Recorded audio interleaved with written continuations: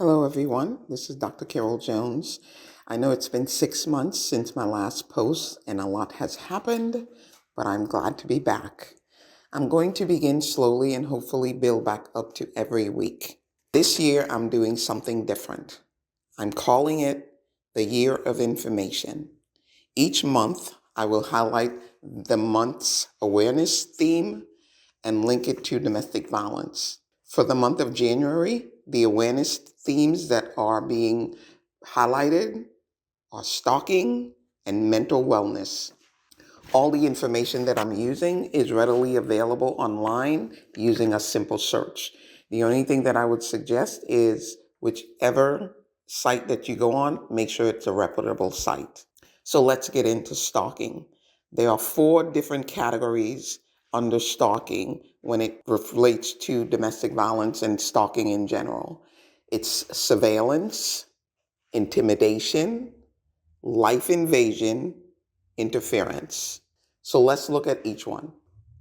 When surveillance is going on, the perpetrator is actually watching and gathering information from the survivor.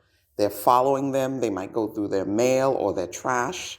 They're looking for information from family members and friends and even acquaintances. They're planting cameras and trackers. Sometimes they're monitoring their online activity. They might use software to do that. They might look into their phones, their laptops, their computers, and basically anything else that they can get their hands on. Then at times they don't only access like emails and stuff. Sometimes they go into other accounts, financial accounts, and just keeping up that surveillance so they're able to track the victim. The next one is intimidation. And context is very critical when we speak about intimidation. What was going on or what is happening in the context of what the perpetrator is doing? They threaten survivors implicitly or explicitly, sometimes online or even in person. The implicit threats may be something that is vague. You can't really, say for certain or prove that it's a threat. But explicitly, that's when they make a very valid threat that you know it's a threat. They also threaten family members and friends, and pets are not safe either. Survivors will be sabotaged, and they will do whatever they need to do in order to sabotage them.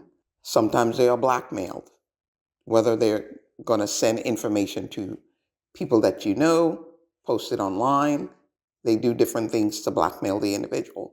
And sometimes that blackmailing includes trying to force the person to have sexual encounters or do other things. They can also threaten harm to themselves. And sometimes they actually carry out that so they can receive empathy from the survivor. They will do things to intimidate or frighten or alarm the survivor. Life invasion, this is showing up without the consent of the survivor. The person electronically gains entry into your life or by other means. They initiate unwanted contact on a consistent basis. And sometimes they try to humiliate the survivor, whether it's privately or publicly. They try to use humiliation as a tactic.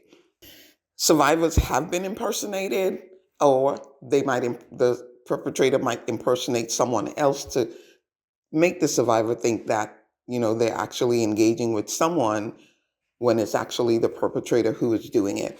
They have harassed friends and family. They've sent photos of the survivor or themselves or to other people. And sometimes, again, they will show up wherever the survivor actually goes, whether it's to the daycare center, the school, their jobs. These are some of the different ways they invade the survivor's life. The other thing is interference, and this affects the survivor's reputation, physical safety, and employment. And they could cause the survivor to lose financial and other resources. And of course, by doing this, the hope probably is that the survivor will be dependent on the perpetrator. So if they can make sure that they don't have the resources they need in order to take care of themselves or take care of their children, then they can be dependent on the perpetrator. Damaged property is also something that happens. And of course, if your vehicle or whatever is damaged, again, you're not always able to go to work, or you're not able to do the things that you need to do. Sometimes your items are stolen. The disruption in professional and social life, and that could take other forms to include intimidation, surveillance, or life invasion. It could cause survivors to have serious accidents.